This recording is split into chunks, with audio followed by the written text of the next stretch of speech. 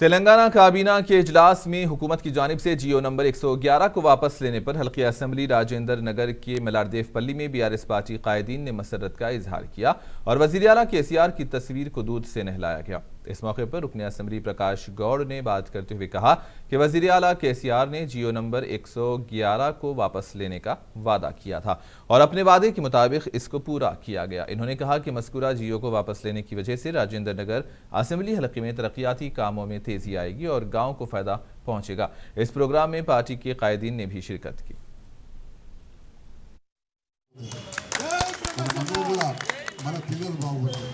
మనమంటే ఏదో తిన్నాం ఆయన మూడాల్సిన అయిపోయింది మన పిల్లల భవిష్యత్తు ఎక్కడే ఉన్నా 50 కోట్లు వస్తే పిల్లలు ఆనందం ఎట్లుంటూ చెప్తారు చేశారు. అందుకని దయచేసి మీరు అందరూ కూడా చాలా మంది ఇప్పుడు పాత్ర కూడా ఉన్నది, గ్రాస్ వే కూడా ఉన్నది.